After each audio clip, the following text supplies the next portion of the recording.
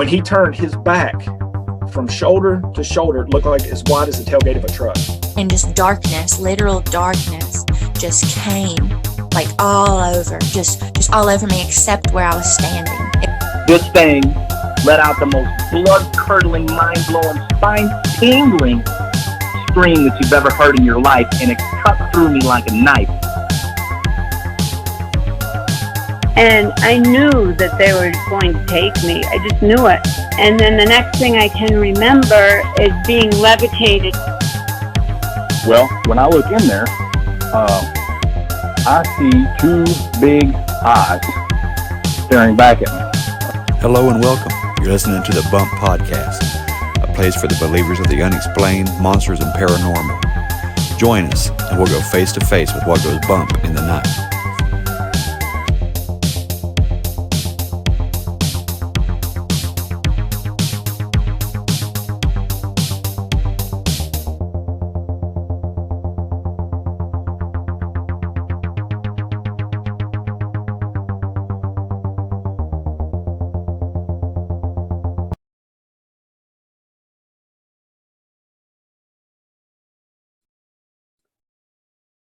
Hey there, believers. I got a fun episode for you today. I say fun, but it sounds like it was probably pretty scary, actually, for our guest, Garrett. He messaged me on Gmail, at the Bump Podcast at gmail.com, and told me he had a story to tell. And it gets deep. Talking,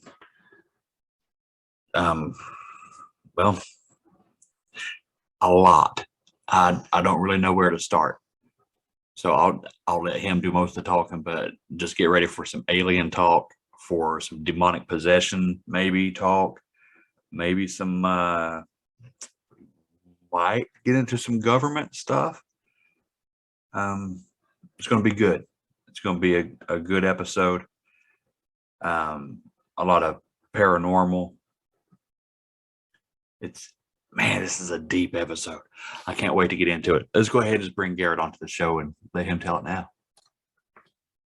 Well, while we wait on Garrett to join in here, yes, I'm trying to get the name. I think it's called Bluegrass Gospel at Heart is the name of the band. Everybody's been asking me who was it that sang that song that I play after my outro. The story about that, if you haven't listened to me explain it yet, is I was at a revival a couple months ago. This beautiful bluegrass band was playing there. The preacher, he knew the band members, and he had written a song and had this band sing it a cappella. This song's anointed. It's beautiful, and I've had a lot of people message me, email me, comment, who sings that? Where does that come from? I want more of that. So it's Bluegrass Gospel at Heart. And as far as I know, I got the only recording. So, all right, here's Garrett. We'll bring him on.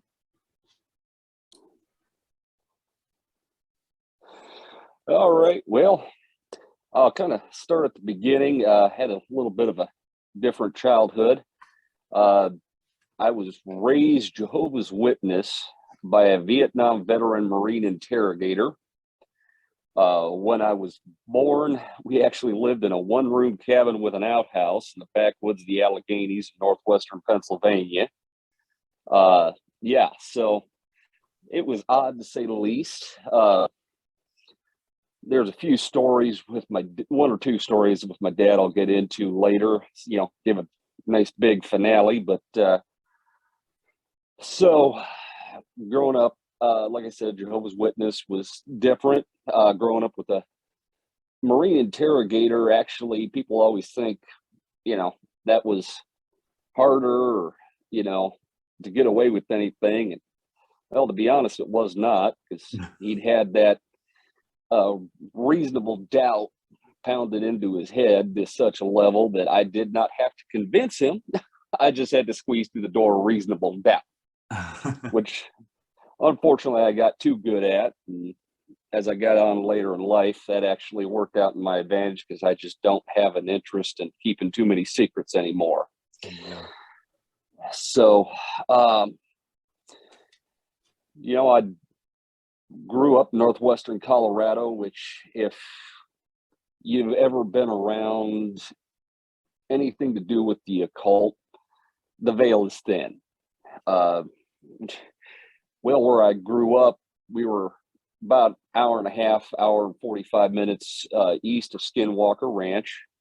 So it was an unwritten rule that you didn't go west after dark, and especially not by yourself.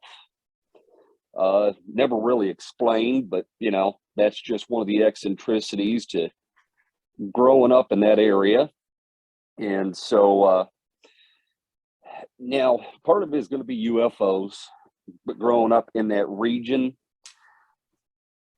yeah, there was to see a pinpoint of light at altitude, hoofing it across the sky and suddenly take a right turn at a 90-degree angle was not uncommon. So, you know, when I do talk UFOs, it's got to be a little bit more dramatic than that, just because that was Tuesday. Right. So, but now we moved out west about the time I was 3. My dad's health concerns. He was very severely wounded in Vietnam. And northwestern Pennsylvania is a little too damp, a little too humid, and too many shifts in barometric pressure. So we moved west, and my mom actually managed to find work before my dad did, and they transferred us for 2 years out to Bakersfield, California. And without putting too fine of details on history, it was one of those. My dad would semi-routinely wake me up at dark 30 to watch the B-2 and the F-117 Stealth come back in from their proving runs to Vandenberg. You know, that was the name put on the facility. You know, what he did or did not know, I will not attempt to speculate here. But, you know, my dad was one of those that, despite his injuries, he did his best to work. But he ended up spending a lot of time at home teaching me. In fact, I was homeschooled off and on, and it was a very good education. Odd conversations, because my father and I have had 2 or 3 hour conversations based entirely on everything that was not said. So, but yeah, so, you know, to see a triangle in the sky was kind of not exactly routine, but not out of the ordinary. And so moving on, there really wasn't a whole lot that happened to me as a child, you know, at least not anything I could recall. And so about the time I graduated, would have been about 2000, I started getting into the occult. Now, we did not have any kind of formalized training. Just a few friends started out as looking at a local legend, because we remember seeing a shack on the edge of town from time to time. And as we would physically see it, and other times it wouldn't be there. Wow. Yeah.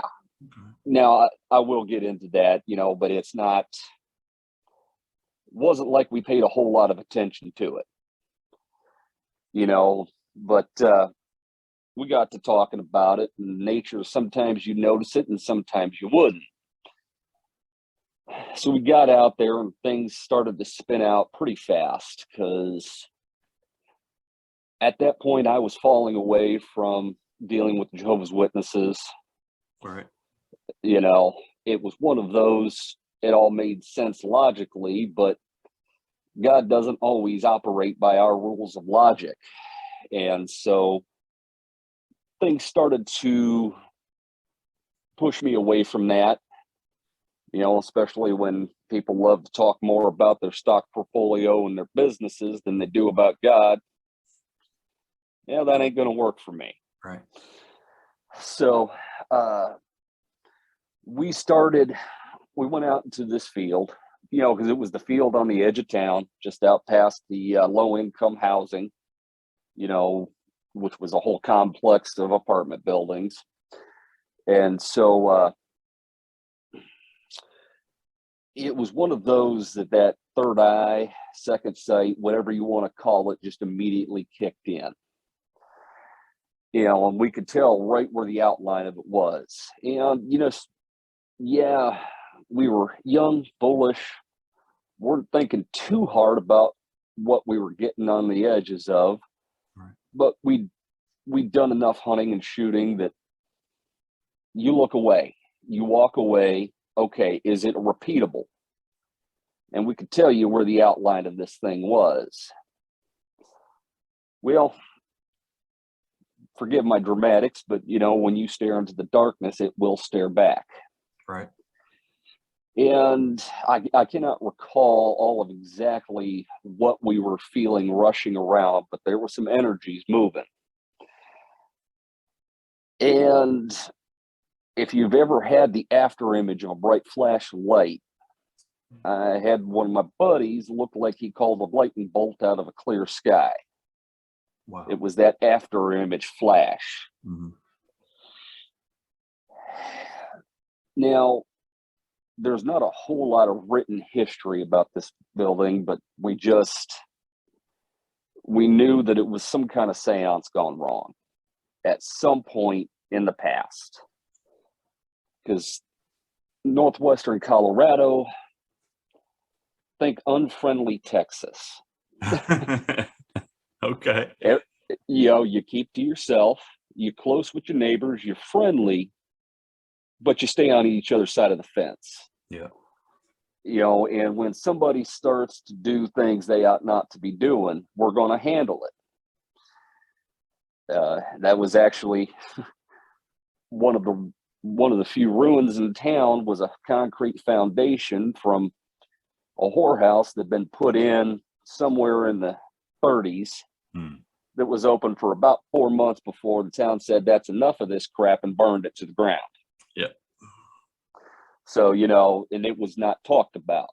You had to know somebody willing to talk in a private setting. So, you know, those types of things did happen.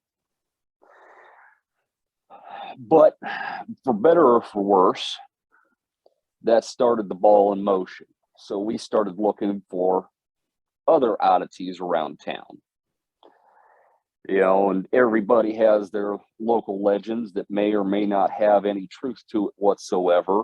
Right. But as you go deeper into the occult, there is deception. It's going to give you something to look at. It's going to give you something you can accept, and that sets that hook that starts drawing you deeper. And you start fooling around with energies. You know, full disclosure, me and the occult, it's about like Alcoholics Anonymous and a former alcoholic. You know, I for myself, I toe a pretty hard line of what is acceptable to be involved in and what is not. Yeah, I get that. But at that point, we started to make supernatural associations. And I would see these things, knowing full well it was not being seen with my physical sight. But there started to be repeat offenders and entities that we thought of as friends. You know, and it's one of those, it's kind of interesting the way that they present themselves. Because again, you're not getting truth. Mm-hmm.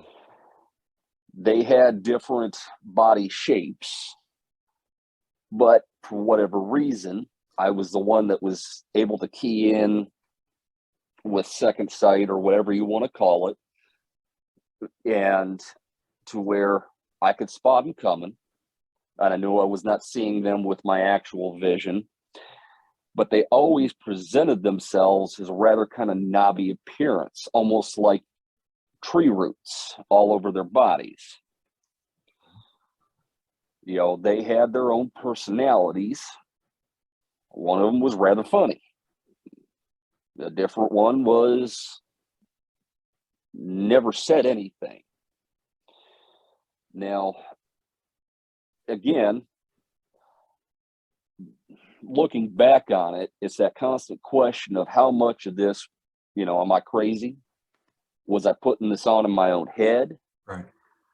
But, you know, it's one of those, if you stop and ground yourself in actual what happened, there were signs of confirmation, because we would get the same words being reported by different people.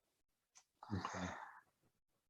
Now, of the three that we called friends, this is where I can really kick myself, is growing up a Jehovah's Witness, there was no compunctuations about talking about giants from the pulpit, or whatever you want to call it.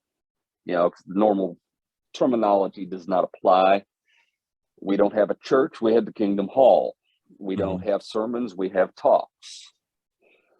And so, you know, to hear, it was not even a question that Goliath was 9'9", that giants, you know, the offspring of fallen angels, the Nephilim, were routinely giants. They never really speculated just on how big, but it was understood that they would be noticeably taller than even a person with, I apologize, was that gargantuism, or whatever the technical term is for people with pituitary problem. And so, which I got to circle back to a story from Dad on that one. Bear with me a minute. All right. But one of those, it did not, when one of them was presenting itself as taller than the lodgepole pines. Oh, wow. That didn't really faze me. Which I guess at that point, when you're seeing stuff you know is not there physically, but you know, you're not going to question too many things, I guess. You're right. But yeah, you know, because if you're a lodgepole pine, you're talking 60, 80 feet, and this would be about 10 feet taller than that. Wow. So, you know, but as we moved on through this, you start speaking in twilight languages. Again, you know, I'm Baptist-costal. You know, it's one of those that there is those charismatic giftings. You know, so it's one of those, I've heard enough people babbling on, making crap up in their own head, but I've also heard, you know, you can hear a language and there's a cadence to it. There's repetitive words. There's a structure that underlines it. Yep. Unless you're listening to Vietnamese, which is really interesting, because you will hear French, Spanish, and then an Oriental language you don't recognize. Right. See, one of the few outliers I've ever had. But anyways, so when you are starting to speak in these languages, you know what you're saying, but you don't know the words. You're opened yourself up to this inspiration. And you start getting these repeated phrases. You know, there's that cadence. And then that's where things started to take a very weird turn, because this same friend with the lightning bolt incident, you would see him cast something and you could feel it move past you. It would heat up, almost like he'd actually sent a fireball. And you're seeing it in second sight, but it's not, you know, you can almost like the after effect of a large energy discharge. Right. So one early evening, you know, still broad daylight, but the sun is dipped behind the hills, he starts into this chant, and a thunderstorm comes up out of nowhere. You know, in northwestern Colorado back in the 90s, you know, you got used to thunderstorms popping up. You know, you got a lot of different air currents rubbing against each other, creating all the static electricity, and whatever moisture gets sucked up into that, boom, you got a thunderstorm out of nowhere. Well, this came up even faster. At which point, this black entity leaps through from somewhere. Mm. You know, it was one of those that by the point that this thing had crossed through between the storm and the setting sun, it was getting dark fast. But this thing was darker. You know, you hear talk about shadow people where you're in a pitch black room and this thing manages to be somehow darker. Well, that's what this was like, but it was just an amorphous blob, probably 30 feet across. So this thing hung around. We saw it probably another 7-8 times before we thought we had dealt with it. You will find me using these terms a lot just because all of these creatures are deceptive. They're deceptive by nature. Right. So, but like again, it always came across as an amorphous blob, and it would bring friends. Sometimes they would be white in color. Sometimes they'd be brown, but all kind of looking rather knobby. You know,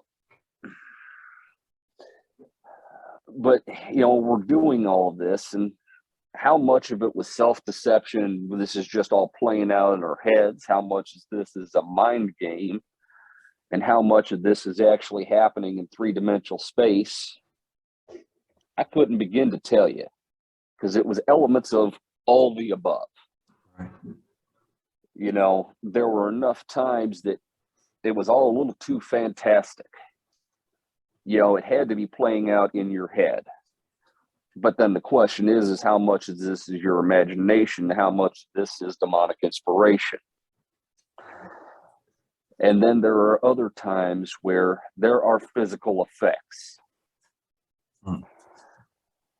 So we're having these, again, how much of it is in our head and how much of it is in any kind of reality, I cannot say, but we're having these battles with these things and we're tossing stuff back and forth at them. You know, we're starting to feel real effects. You're getting drained. You're getting a brain fog. You know, and then there are times your mood starts to change and you don't have a reason for why. You know, and at this point, we're past the hormonal rush. We're in our late teens. Right. So, you know, we had our favorite spots we would go to encounter these things because we thought we were really doing something. And there would be times that you would see oddball lights if we were far enough out of town. You would see the colored outline physically in the sky of something. What it was, can't say. Don't know. And to be honest, there's a lot of it I stopped questioning because just there is no profit for me to mire myself in those practices anymore. So then things kind of shifted one night because it all became very physical. And I will reference certain things just to give you an idea if you've seen it or if you want to find it. But okay. We were down by the river and wasn't really finding anything that night. But there's that feeling of you're being watched. You know, and it's more than, you know, you're in the hills and there happens to be a black bear that you're not going to see other than maybe if you turn around fast enough, you'll catch a hind end diving off into the bush. This was much more intentional and it felt very malevolent. And what it was that I was the one out of the three of us, I cannot say. But there was one specific demon that I caught its attention. And it liked to pop up from time to time. It had very spindly arms, but it also had a very much barrel chest. You know, the 5'5" range and height. But the two eccentricities of this was it had that knobby appearance. It looked like tree roots. You know, twist and curved across its body. You know, and it stood out 2 to 3 inches from the surface of the body. Wow. This thing was black. And it had that almost like it had a beetle's carapace. You know how you have that black hard surface that's dull, but you get just that slightest sheen to. Mm-hmm. And what really set my head spinning was the shape of the head itself, because it was an upside down triangle, rather flat front, back, and sides, but it was like an upside down triangle that was probably 2 to 3 inches thick with, you know, the alien gray eyes. Mm-hmm. You know, no facial features, but it had that same kind of knobby presentation. And that really put a scare on me, enough that the other guys didn't give me any grief. I just said, we got to go. We're leaving. You know, we all pile in a truck and leave. So, and like I said, I've probably seen that thing 6 or 7 times up until about a decade ago. But that was the point where everything started to get serious. All right. And to the point, one evening, out of character, I'm laying in bed before sundown, you know, but it's getting there. And for whatever reason, I feel the need to start concentrating. Well, I'm laying there on my back, and I'm feeling this need to concentrate and concentrate and concentrate until, holy crap, I'm 2 inches above the mattress.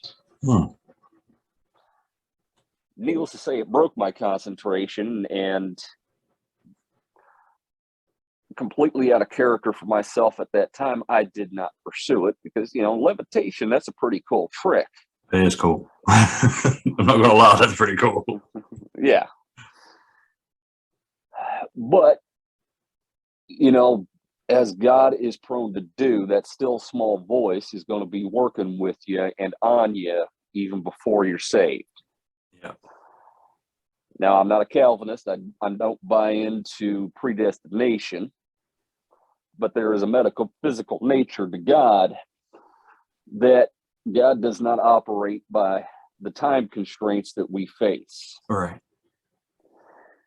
He exists in the past, present, and the future, and he has set his plan for me, factoring in all of my personal stupidity, which I am eternally grateful for. But like I said, that was not a road I ever pursued after. I couldn't even tell you where the inspiration come from because it sure felt like it was in my own head. Right. But the die had cast, and there was division within the group of the three of us that had pretty well solidified by then, but the division was cracking those seams. Because while everybody else was working with earth or fire or water or air or starlight, I started working with shadows. And this is one I would love to dismiss. Go ahead and call me crazy. But I learned to bend shadows around myself at night. To the point, my first truck was an 87 Ford Ranger long box that was bright white. Mm-hmm. And it got to be fairly routine. And being young and stupid, I had to irritate the police. because I would drive just wild enough that they felt the need to follow me, see what I was going to do, make sure I was okay. And then I decide to pull the shadows around the truck. And immediately they stop, sit there for a minute, and start running a search pattern, because they're looking for me to have dove off into a field. You know, keep in mind, this is northwestern Colorado. Sagebrush rarely gets above 3 foot. So this 4x4 truck ought to be easy to spot. But yet here they are, nothing but open fields to my left, open fields to my right, and another 150 yards off my right is a trailer park. So I'm not going to just disappear off into a trailer park from that particular area, especially with a good 40-foot drop off on either side of the road.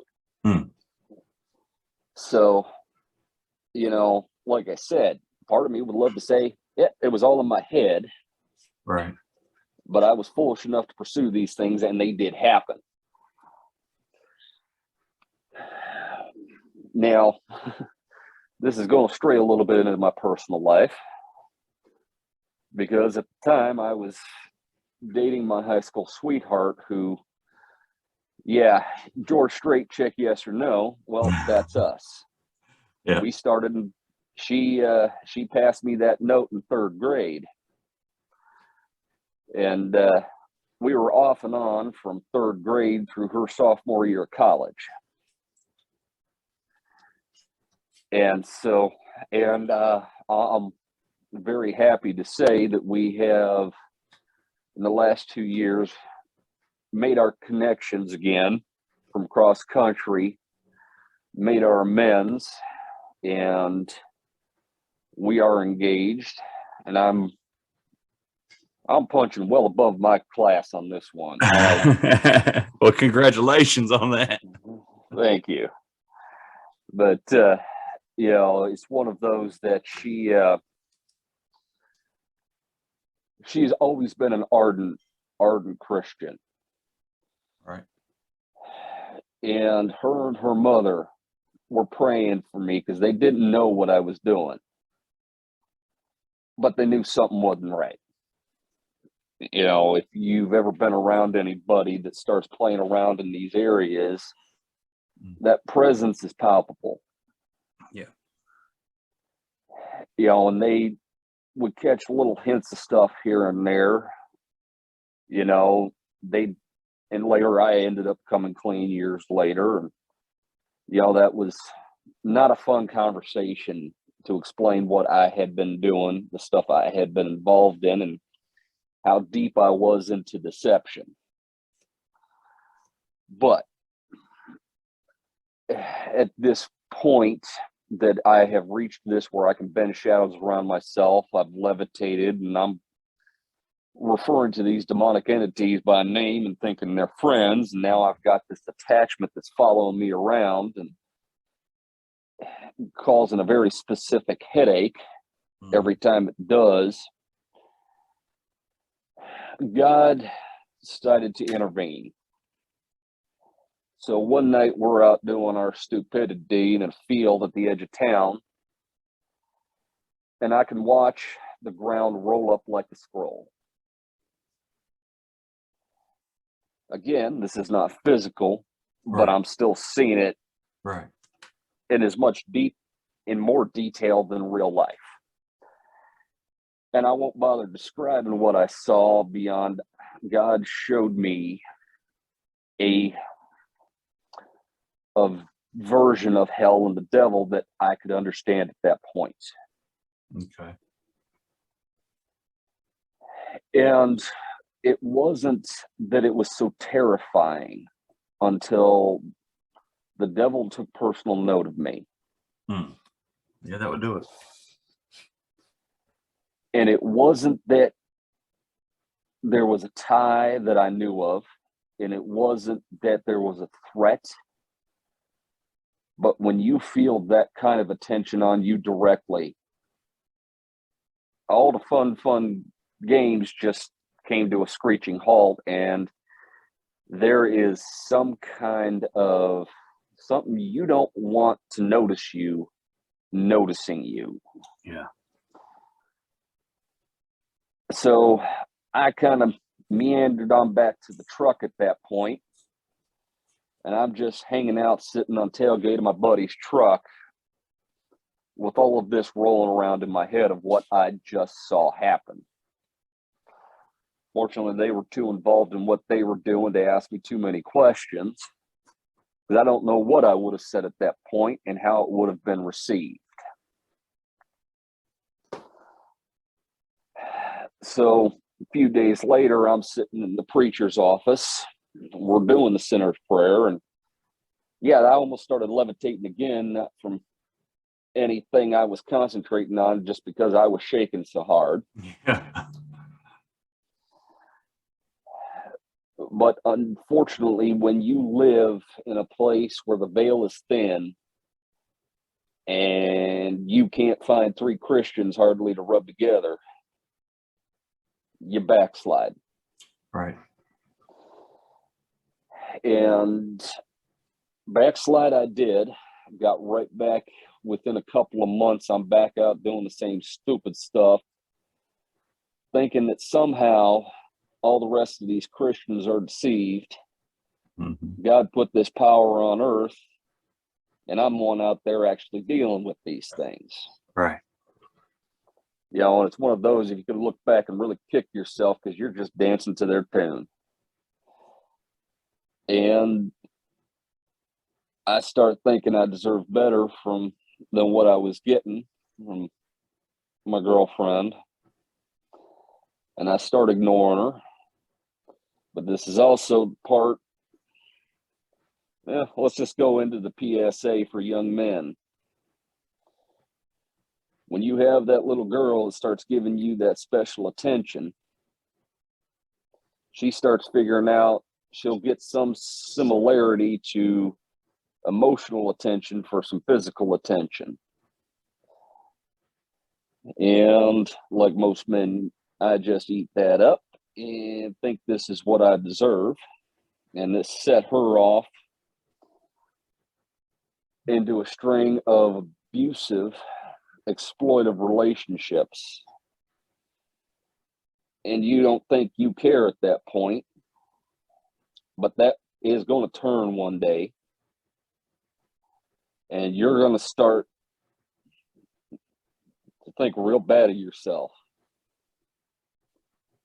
You're going to have to deal with that. You're going to face it one day, like everything else you do, because we make these choices. We go chasing ghosts. We go chasing the demonic. We start chasing a physical relationship, but then we want some variety. And eventually you're going to pay a price for all of that. So as I start to bounce in and out of this group, we start fighting and I start losing all my friends. But fortunately, God had sealed me at that point and was starting to cut me off. And I was becoming less and less effective. So, you know, I'd love to give you some grand story on that, but it died with a whimper. Just eventually, I didn't have anything I could do with it because I wasn't effective. But I also wasn't effective for God, and he was going to drag me through I shouldn't say he was going to drag me through. He was going to let me crawl through a whole lot more There you go. before we'd come out the other side.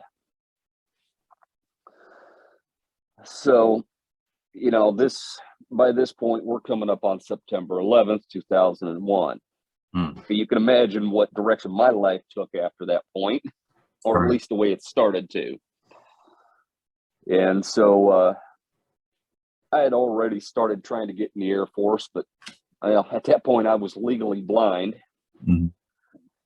And, you know, not to say that I couldn't drive or I couldn't shoot. It was just I'm wearing a prescription that most people go, oh, good Lord, let's see if we can pass a roadside sobriety test with these glasses.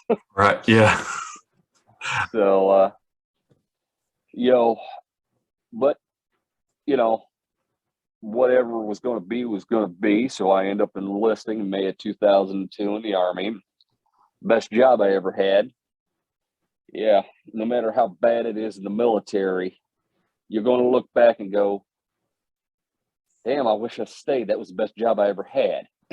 Absolutely, brother. Yeah. You know, that's the thing nobody warns about on the civilian side is you got somebody over your shoulder 24/7. In the military, okay, this is what we need to have happen. This is how soon we need to have happen. You figure out what you got and what you can beg, steal, or borrow. Go make it happen. Yep. And that's a luxury that I don't have anymore. So,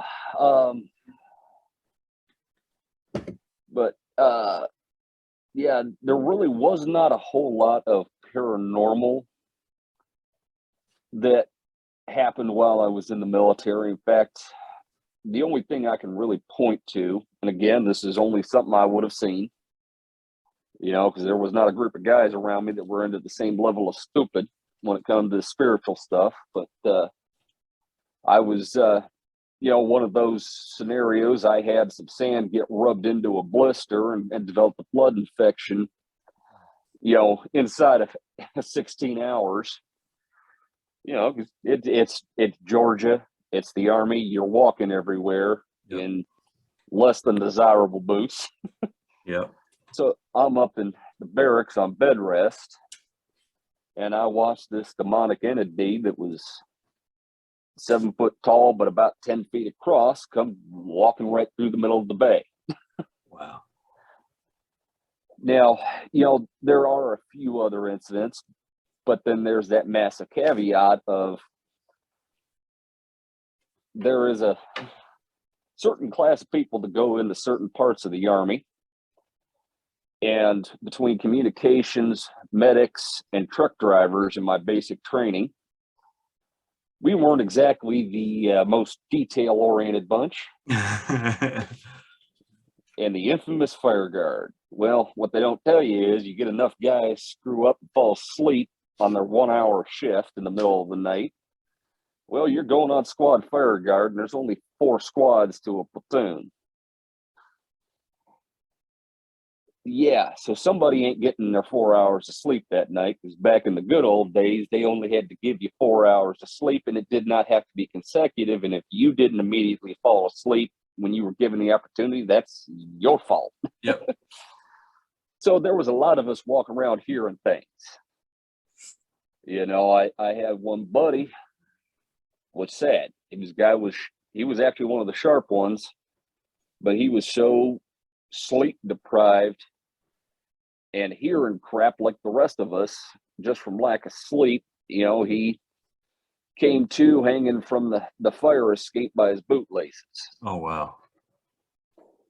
We had one guy, the joker of the platoon, you know, one of the rare Sunday afternoons where we managed not to screw anything up, so we had a little bit of free time, you know, and he's in cleaning the latrine, pops his head out, who's calling me? Well, there's about 4 or 5 guys. Nah, we didn't even say your name. Okay, goes back to cleaning. About 10 minutes later, pokes his head out. Seriously, who's hollering my name? Dude, nobody said anything. Nobody's hollered. Right. Well, about the 3rd time it happens, he pokes his head out, and there's nobody in the barracks at this point, because we're all downstairs shining boots. And needless to say, he ran screaming from the barracks. So, you know, I do 2.5 years active duty, and you know, it was one of those, for better or for worse, things happen. You know, I my first duty station was in Seoul, South Korea. I was smart enough to know that that's a good place for a private to get in a lot of bad trouble. Yeah. So I hole up in the barracks, and I'm ashamed to admit it, but I got fat. You know, fat don't work in the Army too well. But so I get back stateside, you know, working my butt off. I'm doing you know, 10-mile runs with a 45-pound flak jacket, you know, doing PT 2, 3, 4 times a day. Yeah.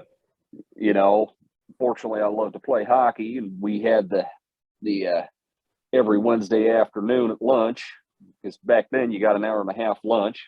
Another one of the luxuries of the military you'll never get again. But you know, my first sergeant was good with, okay, it's physical activity, go play hockey. And but you know, needless to say, I finally get myself in gear. You know, I make weight, tape, and PT test all in one go, and 2 weeks later, I've got my discharge papers from the Army. Mm-hmm. That's a kick in the teeth. Yeah. You go through all that hard work, and it took too long. Yeah, Have man. a nice life. So, you know, I was bouncing back and forth between my first wife's family in northeastern Colorado and my folks in northwestern Colorado, trying to figure out what my plan B is. So I'm driving down I-76 somewhere west of Fort Morgan, Colorado, which, if you've ever driven through northeastern Colorado, you'll remember the smell of Fort Morgan, because you got an ethanol plant, you got a beef packing plant that likes to burn blood and entrails in hot summer days, and then you got 3 ethanol plants, so it's a very aromatic town. Yeah, I'd say. Yeah, there's a reason why it led the world in meth production for about 2 decades. You got to be doing drugs to deal with that smell. But and I just, you know, it's one of those, you grow up with the Marine, you scan the road, you know, and you're scanning back and forth even in broad daylight. So this is probably somewhere between 2 and 3 p.m. on a Tuesday afternoon, not a cloud in the sky, you know, just beautiful summer day. You know, if you've ever been out in northwestern Colorado and you can appreciate open spaces, that 360 days of sunshine a year will spoil you quick, fast, and in a hurry. Oh, yeah. But so I just happened to look off to my right, and there I see a silver cylinder just above the telephone poles. You know, and my last job before I went in the Army, I had actually worked at a regional airport, you know, so I was used to judging things by size of aircraft. And if you took all the flight surfaces off of the 727, chop off the taper at the front and the taper at the rear, well, that's what was flying there. There was not a window. I mean, it was plenty close enough that I should have seen seams in the metal, should have seen rivet patterns, but there was no light coming from it. It was just a very highly reflective silver surface. Wow. You know, the length of the fuselage of a 727, so probably 120 feet in length, and somewhere in the vicinity of 8 to 12 feet in diameter. You know, and again, there was no taper on the front or the rear. It was just cut flat, reflective surface on both ends. There was no thruster wash.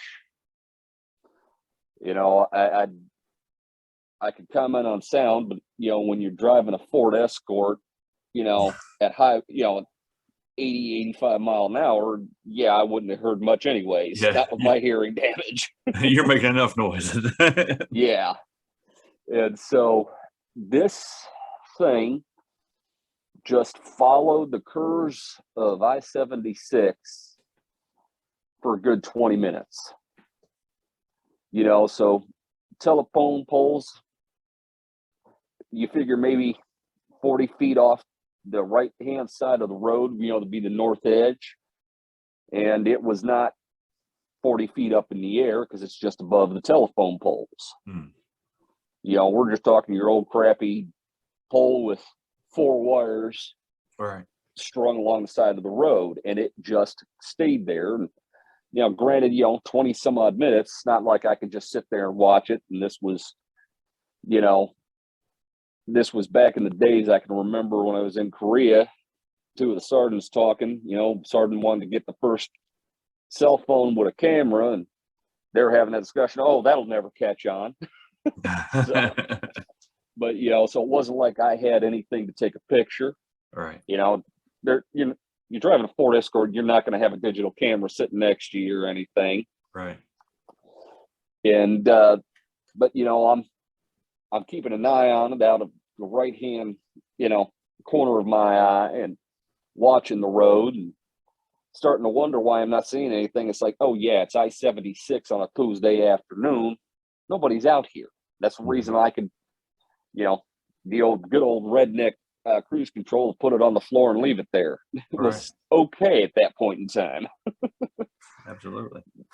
But it's one of those that, and I watched it, and it just kept right, same altitude, same distance from the road, and it was just enough that I could see the entirety of it if I glanced up to the right, and I could see the nose and the tail.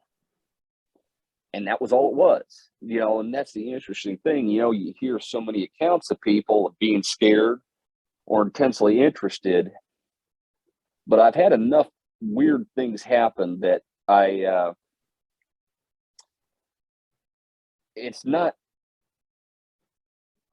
I'm used to going into that observe and report. Mm-hmm. Okay, what are the details? What's the effect it's having on everything around it? And which I've never heard of anybody doing it. I'm assuming somebody else has to be as weird as I am, but that's the way when they see these oddball things, just start taking in details and all emotions click off. Which, I apologize, now I got to circle back. It's all right. Because I promised you Bigfoot. So, it was one of those, we always came back, because both of my parents are from the Cleveland, Ohio area.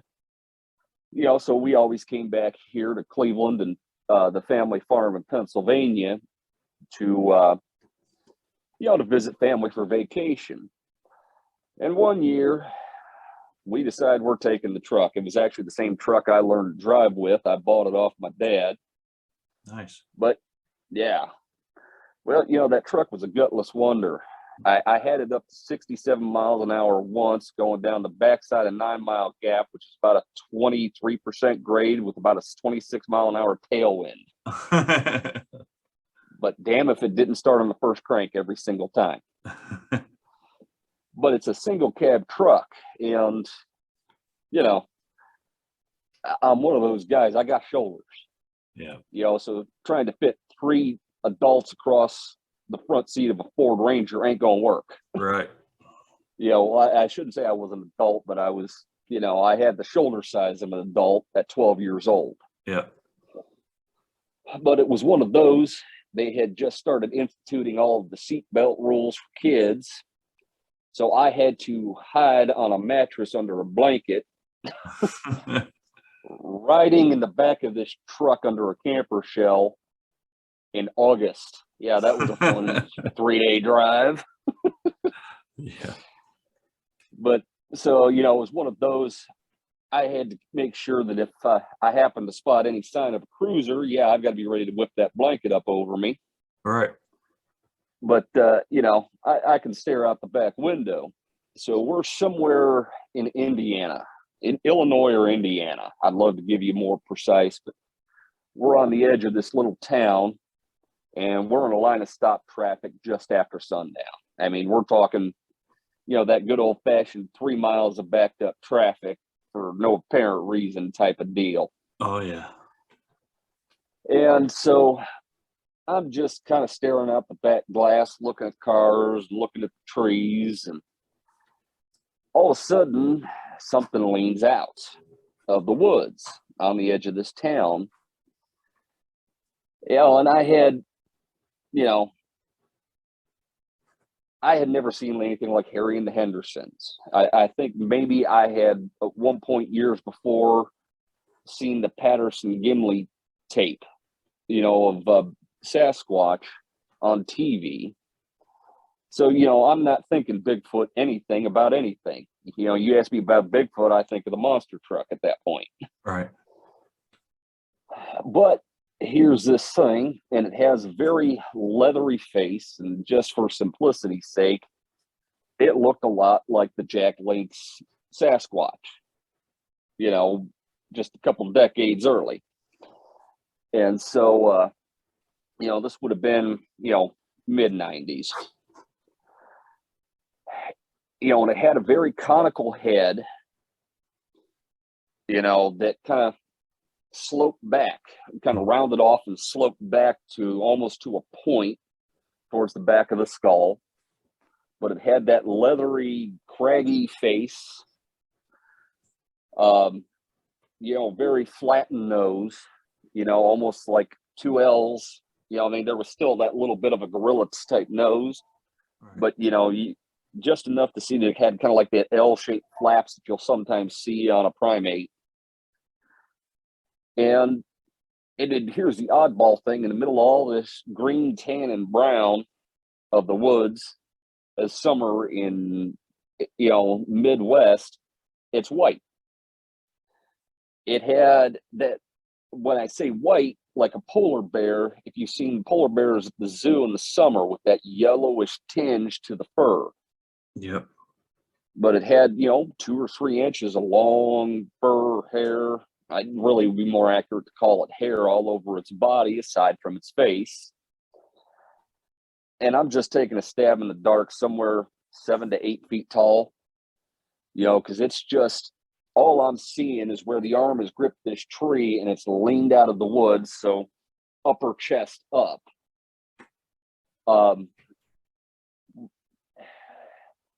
Now, okay, we're going to speculate a little bit on this just because, you know, I'm one of those, I look at things, UFOs, aliens, Bigfoot,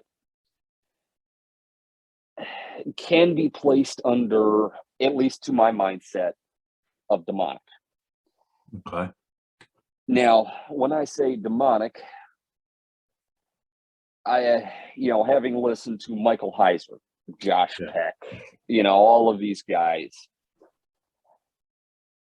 when I think of a paranormal entity, when talking angelic or demonic, I believe that the fall was where that the expulsion from Eden was as much being cut off from the second and third heaven and being limited to this third heaven, you know, the earth and the dense atmosphere directly above it. So when I talk about angelic or demonic, as best I understand it, they have access to higher dimensionality. If you ever heard the old thought exercise from the 1800s of Flatland. Oh, wow. Okay, so it's a way of causing people to think about the possibilities of higher dimensionality. Is you have to put yourself in the mindset of a 2-dimensional entity on this plane. Now, if a 3-dimensional entity interacts with this 2-dimensional plane, if you take your finger and stick it through this plane, what are they looking at and what are they seeing? Well, they're going to see that dot where your finger interacts with the plane they are aware of, and they're going to see it expand. And then they're going to start to see this other dot with an expansion where the next finger comes through, until you start getting all kinds of weird shapes and things are popping in and popping out of existence as this 3-dimensional entity moves through this 2-dimensional plane of existence that they're on. Mm-hmm. So, you know, when you talk about Bigfoot disappearing, I shouldn't call Bigfoot demonic, but I view that almost like I would the Nephilim, that these hybrid offspring or creations could very well have access to higher planes of dimension and move through our plane in ways that don't make sense. You know, that's, to me, it explains why certain UFOs will seem to morph and change and appear and disappear at will, because we have these 3 spatial dimensions that we can perceive. Well, when something 5th dimensional or 12th dimensional moves through that, we're only interacting with the 3 dimensions we can see, because God in his wisdom knew that in the infancy of man, we were not fully prepared to deal with right and wrong and extra dimensions and all of this. And so that we would have a hope of coming to know him and not being overwhelmed, bogged down, and deceived, he limited our access to those dimensional planes, which is why you will hear terms like where the veil is thin, like where I grew up. That's why, and this is my personal belief based on what I've been able to study, is that certain people have a propensity to see spirits. Certain people seem to have a 6th sense. We really cannot begin to do more than just very vaguely into Thank you for putting up with me this far. But we can only begin to very vaguely intellectualize what exists in these higher realms. So, I tend to not look at something and assume that's the form it truly has, because everybody always talks about these stocky Bigfoot. Well, I've been in enough fights in my life. I don't worry about the stocky guy. I worry about the guy that's got the reach, the guy that's got forearms slender enough to wrap it around your neck and choke you out. Right. Because muscle gets in the way. And I know this. I was a hockey goalie in high school. To this day, I still referee hockey. And no matter how much weight I lose, I got a lot of muscle mass in my lower body from years of tramping the hills and carrying heavy packs and a lot of skating. Right. Muscle gets in the way. So, that's the one thing I could say was a departure beyond the color, which, you'd figure a white Bigfoot's going to be easy to spot in the woods, but, you can wander past a lot in the woods and never see it, even when you're looking for it, let alone when you have something that has this possibility of intelligence. And on one end, it might be multidimensional. On another end, it may have a nasal pharyngeal passage that allows it to hit certain frequencies that could open up a portal to some other place. But, when this thing, the way I saw it, it had muscle. It had obvious power to it, but it was not bulky. It was something you could see slipping through the trees and getting in on you when you don't really want it to. Right. Yeah. And it was there. I maybe saw it for a good 30 to 45 seconds because it was looking out at this line of traffic, and it had that look on its face of get off my lawn. But, that's what I saw. Right. And again, it was all, even at 12 years old, all emotion went away. What are the details? I would love to tell you more about skin tone, but it was just after sundown. So beyond seeing the color of the fur, when you start putting a dark hand up against a dark tree, you're not going to get a whole lot of detail on that. Right. Yeah. I get that. But that was the one thing that threw me off, was that yellowish tinge to white hair. Yeah. And I've heard that a lot around the specifically around the Pennsylvania area. Yeah. There's been a lot of reports of, they call it albino Bigfoot, but it's just a white Bigfoot creature. So I don't know if it's a regional thing or. Yeah. Oh, and kind of the reason why I bring up the whole Nephilim subject with Bigfoot is you have this biblical recurrence of the Nephilim, and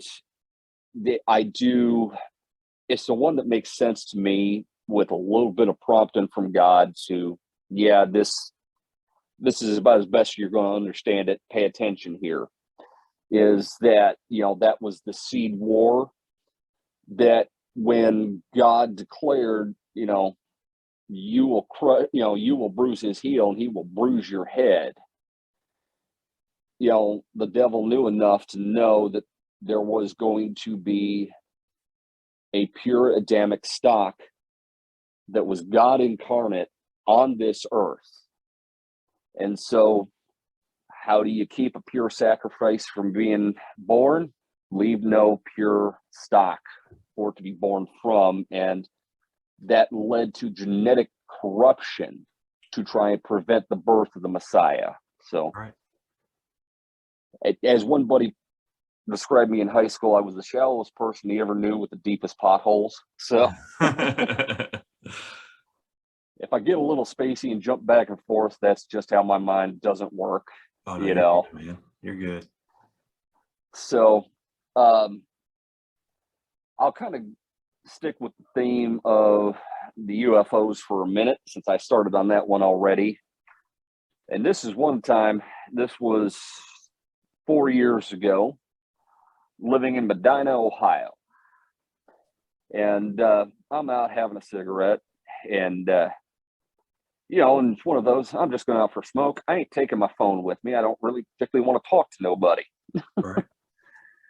But so I step outside, and it's right, sun's gone down, starting to get dark. And I'm looking off to the north, would have been the northeast. And I see what looks kind of like a contrail coming up slow out of the trees well outside of town. Well, that's odd, because it's leaving a smoke trail. You can see where just variations, and wasn't just a straight line flight. But, whatever reason in my head, okay, so it looks like somebody let off like a Chinese lantern. You do the paper bag with the tea light candle and all that. Right.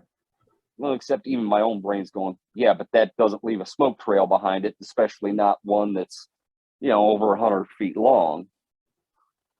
But I'm watching this thing rise, and it's just black against the setting. The sun's already down, and you just got that last dying light. And all I see is this black form just kind of wavering back and forth as it rises up. But needless to say, at that point, it's got my attention. But then it went into horizontal flight with just a slight arc.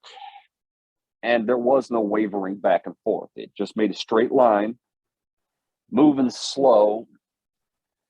And it was within 200 feet above me than when it finally passed over me. And I probably watched this thing for 6 or 7 minutes as it's crossing the sky heading southwest.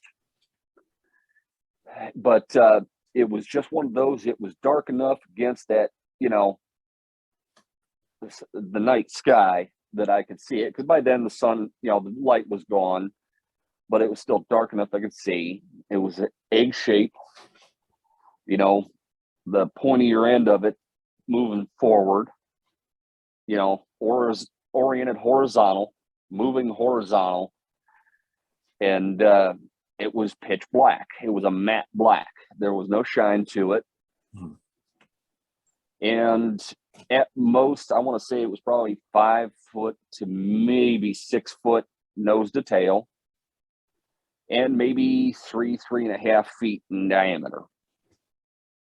No flight surfaces, no wings, no ailerons, no portals. You still there? Yep. I'm with you. Okay, sorry. And it just passed overhead, not a sound, not a single sound. That black contrail was gone. Once it went horizontal, there was no smoke behind it, no contrail, nothing. Right. And it just drifted on past. And it was smooth, but for whatever reason, I kept thinking, did you ever watch Unsolved Mysteries with the Kecksburg UFO incident? Oh, I'm sure I have. Yeah, it was that kind of acorn, egg shape. Yeah. Just, it was smooth. And it just drifted on past to the southwest, and I just watched it completely cross the sky as I had my cigarette. You know, I had just lit it up when I saw it take off, and I knocked the cherry off of it and watched it for another probably 30 seconds before it was out of sight. And I watched it, you know, traverse about 3/4 of what I could see of the sky. Oh. So, yeah, I know I've missed a couple things. I apologize. Is there anything you remember I talked about earlier that I haven't gone into yet?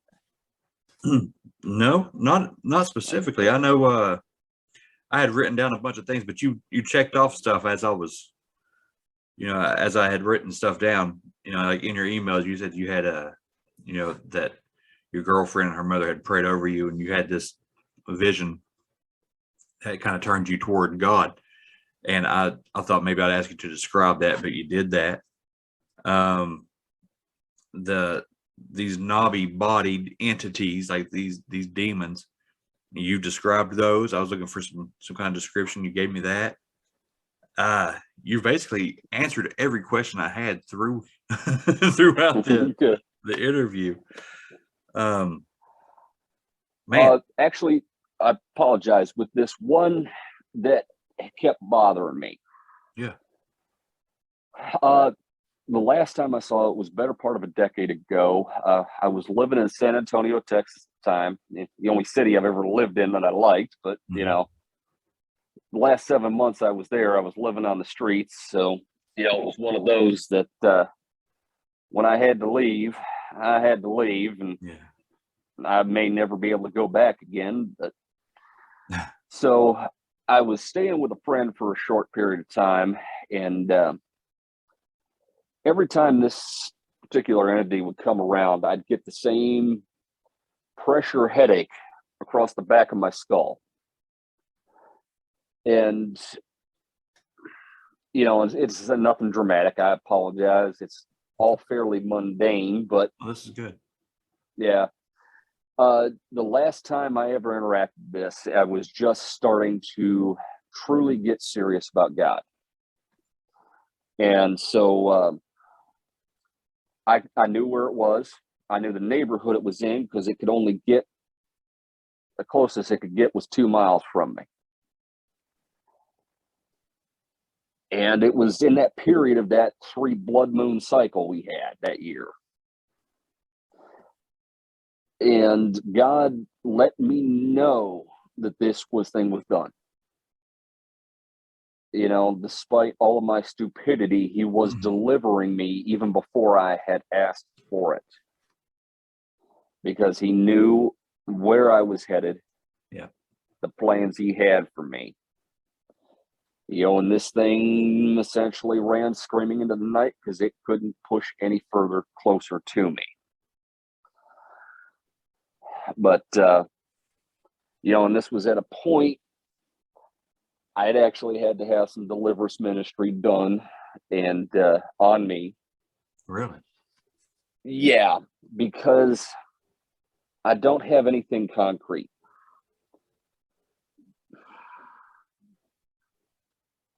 I'm going to let you use your best judgment. I'm going to go ahead and tell some things I hadn't intended on. Okay.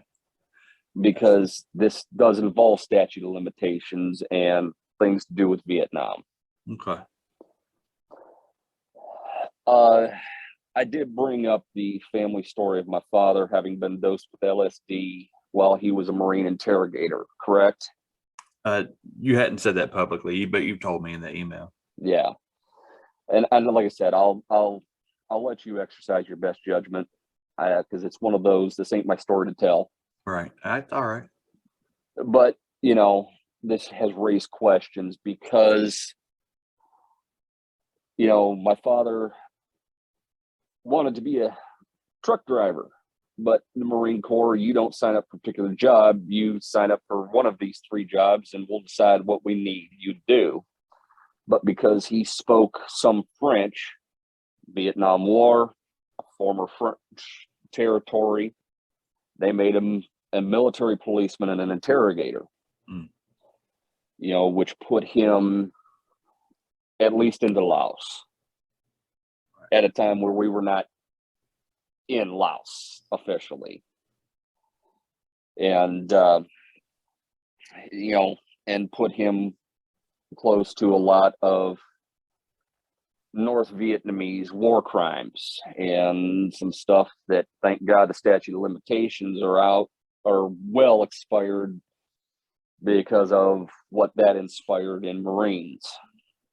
You know, when a guy you look at like your little brother, because you know he enlisted at 17 to try and have a job to feed a wife and child, and he makes the cardinal sin of going out with a different group of Marines, don't know him, don't care about him, and he gets turned into hamburger because everybody else manages to hide behind the Jeep, and so the only thing they can see is his corpse, and they turn him into 120 pounds of hamburger. Yeah, try not to commit a war crime after, you know, you just dug around in hamburger to find out this is, you know, somebody you look at like your little brother.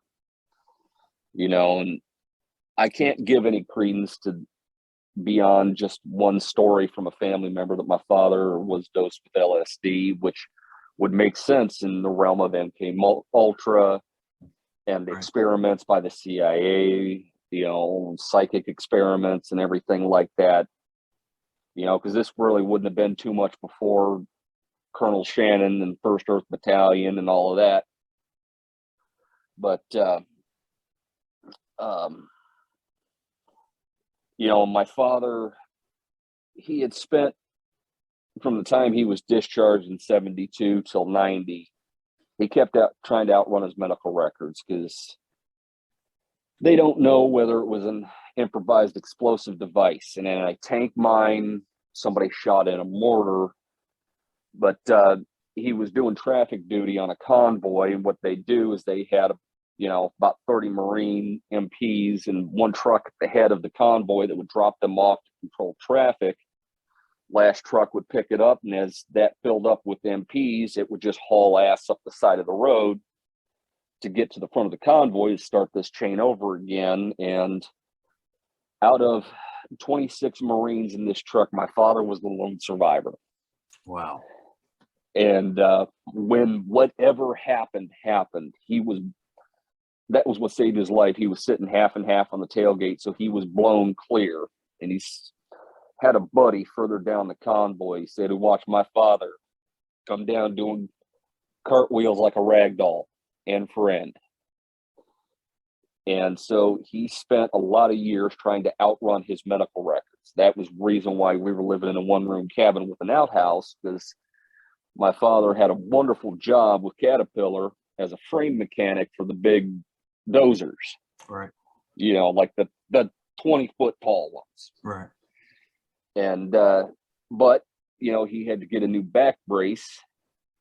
And so, you know, went to the doctor, and the girl mistakenly charged it, even though he paid cash for the brace, had charged it through to the insurance. And that was enough that they found his medical record and said, your spine is so bad, you're a liability. You can't be on a job site. Yeah.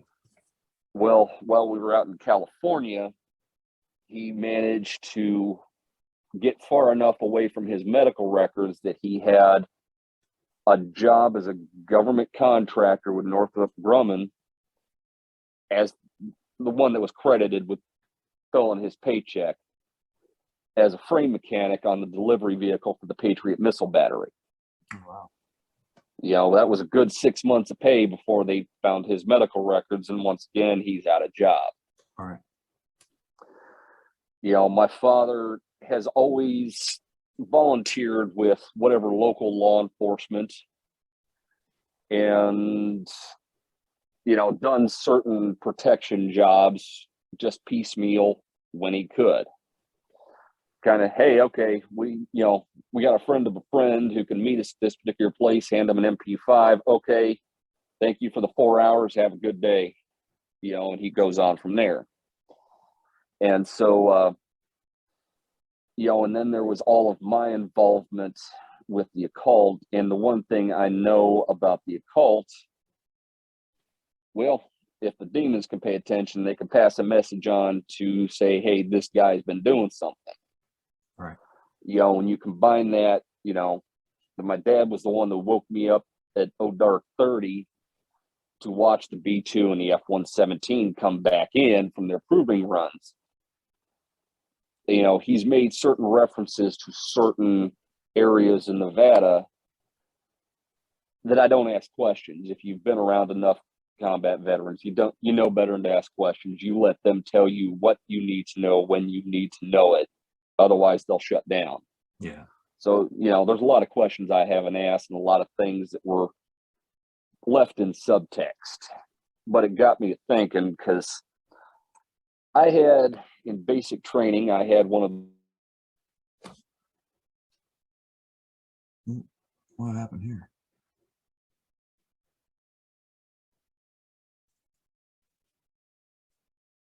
Hello? Are you there? Yeah. Sorry, we just had the power went out, so I'm assuming the Wi-Fi just kicked off and it had to transfer over. So, Oh, okay. but I had one of those first sergeants. Always had a smile on his face. He was completely unflappable. I think you could have pulled the pin on a grenade and dropped it in that guy's shorts, and he just said okay with that smile on his face and handled the situation. Right. Well, I had been held over because I'd gotten a brown recluse bite on one of our final exercises, so I ended up being a medical hold, you know, because my knee was laid open near to the bone. So it was a few weeks before I was able to do my final PT test. But, you know, I get that done, and so I finally get my orders to move on from Fort Benning, Georgia, you know, and I thought it odd, but, you know, I didn't know enough to really question it when it said, you know, Aberdeen Proving Grounds on my paperwork. But first sergeant comes out, private, where did you get your orders to for AIT? I think it's kind of odd, first sergeant, but it says Aberdeen Proving Grounds. Well, this man that you could drop a grenade in his shorts and that smile would never left his face, just dropped his smile and spent 3 hours personally getting my orders changed. Really? Okay, what the heck is that? And then, you know, then you get on, you start hearing little bits and pieces about the military industrial complex, and you realize that the Aberdeen Proving Grounds are just a hop, skip, and jump away from DARPA's private island. You know, so it's one of those, I don't have anything to go on. But it's just like, what the heck is that? But as years go by, you're starting to realize you're never going to be what you could have been, what you thought you were going to be. You know, and little things start to become big things, and because you're wondering where your life went wrong. You know, and as a blood-bought Christian, I cannot be possessed. I'm convinced of that. Right. But I can be oppressed, and there can be obsession to pull you off track from your ministry or development or whatever it is God's got you doing right now. And I started going straight off the deep end. I had to know what was going on. You know, and so I was trying to get in touch with researchers, and fortunately, God got me in touch with the right one, L.A. Marzulli, wonderful researcher. You know, I'm sure you know the name, especially if you've ever looked into aliens or giants. You know, but that's a compelling set of questions. Here's the problem. That ain't your place to know it. God will reveal it when it's time. And we've got to do some deliverance prayer because you're going straight off the deep end on this. You know, and so, you know, it was one of those, I still carry these questions,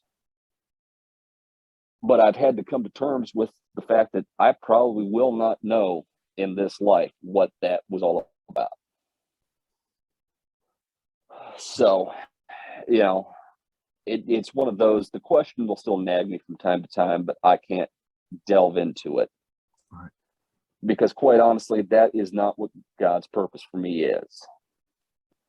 I'm working with my girl. you know, helping her deal with the fallout of everything that happened because of the patterns I set in her life. You know, yeah, I'm that guy. I was never going to get divorced. I was going to be a dad to my kids. Yeah, well, now I've got 4 kids by 3 different women, and I'm fighting like hell just to stay in the life of my youngest, because I'm sick and tired of watching my kids pay for my sins. Buddy, I feel you. And you know, now I get my youngest every weekend, but it's hard. It is hard. You know. And so there's one other story I was kind of debating whether or not to tell, and it's not. Again, I'll leave it up to your discretion. Okay. But veteran suicide is a big problem. Yes, it is.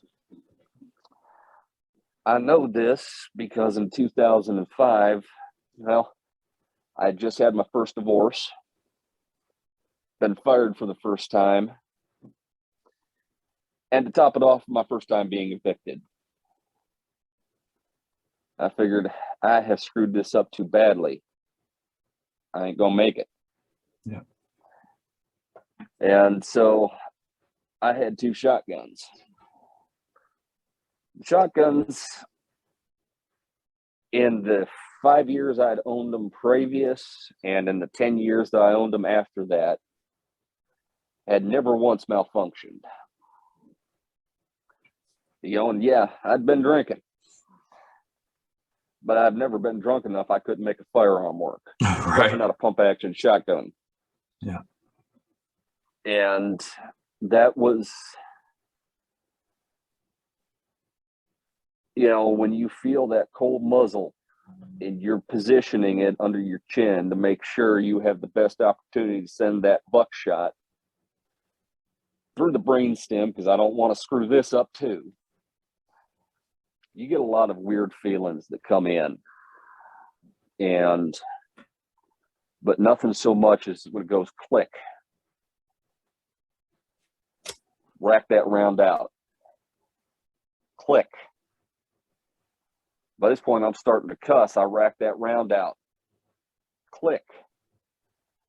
So I clear the last 2 out of the tube. I grab, you know, another box, a triple-aught buckshot. Load 5 rounds. Click.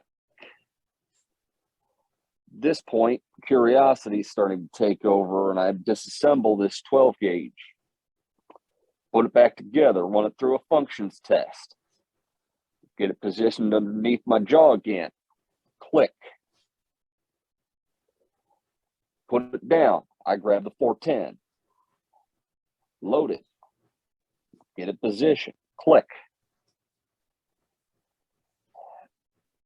Pull that shotgun apart. Put it back together. Run it through a functions test. Reload it. Click. Click. Click. And I disassembled and reassembled those shotguns 3 times each. Went through all 3 boxes of shells without a dimple on a primer. Well, I give up. I'm going to sleep. So about 2 weeks later, curiosity gets the best of me. I take those 2 shotguns out to the range. Same 3 boxes of ammunition I burned through, and every one of them fired the first time. Yeah. Well, and if that ain't a sign from God, that's it. I don't know what is. One, you ain't getting out of life that easy, buddy. One, Garrett, I'm glad that they didn't work. I'm glad you're with us.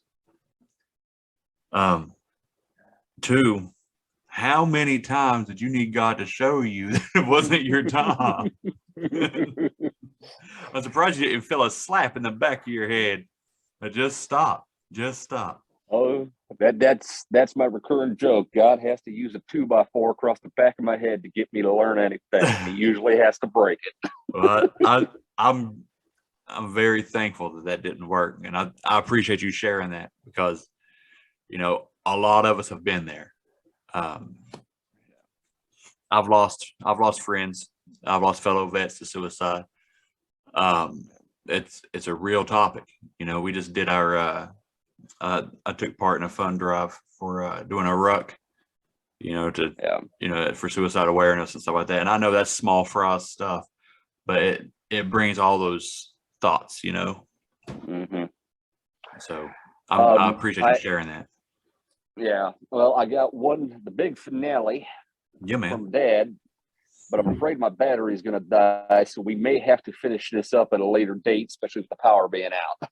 That's not a problem, buddy. Okay. I appreciate it. You know, you hung in there this far. You know, you've been talking in the dark for 20 minutes. Yeah. So, back would have been about the mid 70s. You know, my father's doing a certain amount of work for a sheriff's department. And he gets home and he's living out on the edge of a suburb. And, you know, my dad's case, you know, he had that revolver in a shoulder holster. Day's done. He's going to stand out back of the garage, look at the night sky, have a cigarette. But then he starts to get that feeling of being watched. You know, and when you're talking to a Vietnam veteran who spent time out on long distance patrol in the jungle, he's got a very overdeveloped sense of when he's being watched. Right. You know, one of my favorite stories is the time he had an immature tiger that had been stalking him for 2 days. When he finally puts the field glasses up and all he can see is the yellow eyes, puts the glasses down, and holy crap, a tiger just walked out in the middle of the trail. Oh, gosh. Yeah. But anyway, so, you know, he's looking around.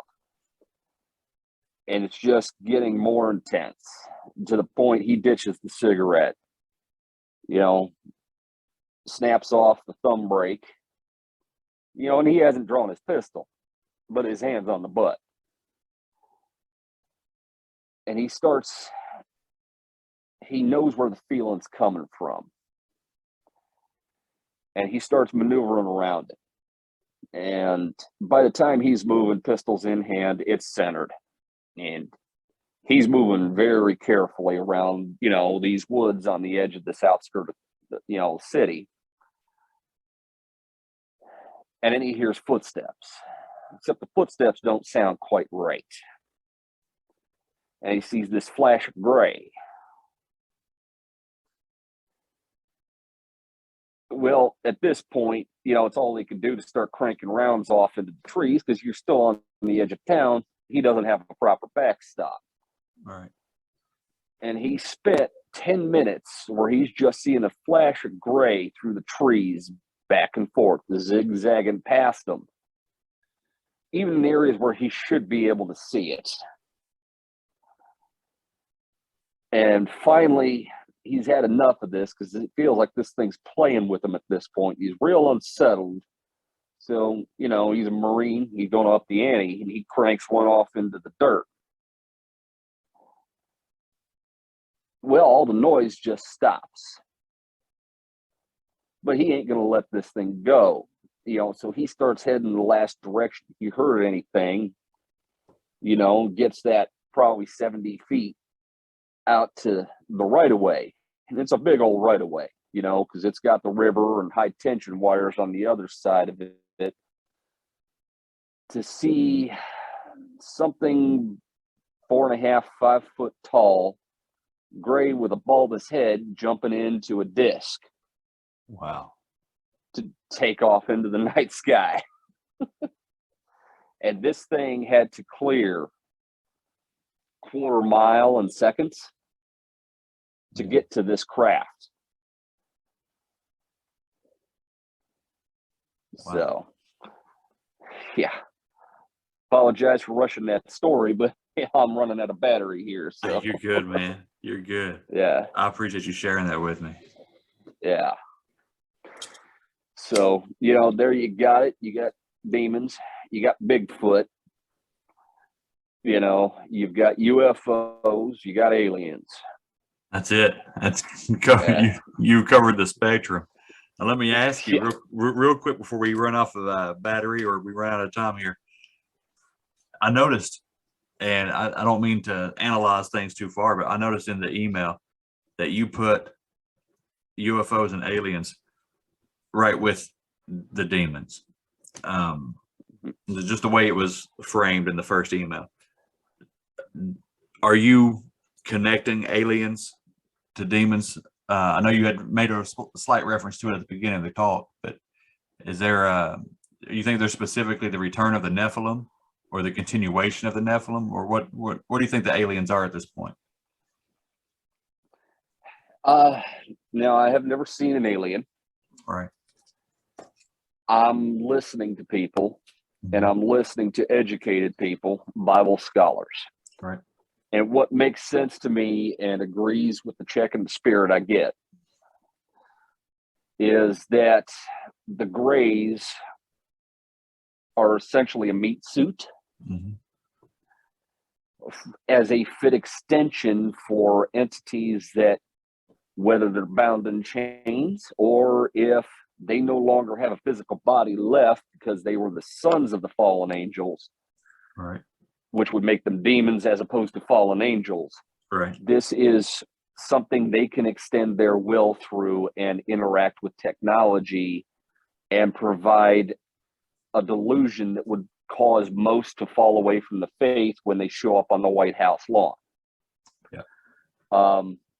You know, when you listen to, I forget whether it was Jacques Vallée or his partner that was in Close Encounters of the Third Kind, they lie, and they lie habitually. What does that sound like? Right. You know, they are of their father, the devil, and the truth is not in them. Yep. You know, when they are intelligent, but it's lights and clockwork and no semblance of a soul. When you have the smell routinely reported of rotting flesh, of decay, sulfur. Yeah. You know, when the name of Jesus can stop an abduction. There you go. Yep. Yep. You know, yep. That's, you know, so I'm not an expert. I'm a third party with an interest in this that takes it seriously because everything relates to God. It does. You're right. And Garrett, I appreciate that, man. I appreciate your perspective on things. I've been told recently that my show has become too preachy.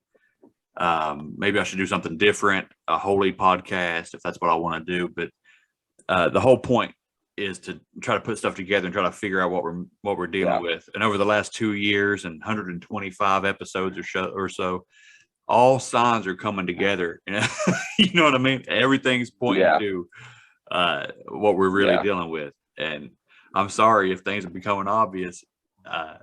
It just is what it is. You know what I mean? People might not want to hear it, but it is what it is, man.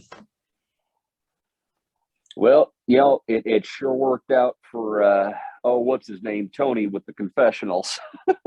Yeah, check Tony out. He never, he didn't back off his Christian beliefs. I said from episode 1 that I'm a Christian. It's one of the first things I said, and like I said, all things are connected. All things, I think, can be really as black and white as good and evil, angels and demons. It's that clear, and we can put different names on it. We can describe it in different ways, but it all come back to the same thing, man. Did I lose you? All right. It looks like his battery died. Garrett, I want to thank you again for coming on the show. I had to get him back on here. I'll just send him an email tonight. But guys, thanks for listening. I hope you enjoyed it. It's the first time that's ever happened. I'm wrapping this up by myself. All right. Don't stop believing.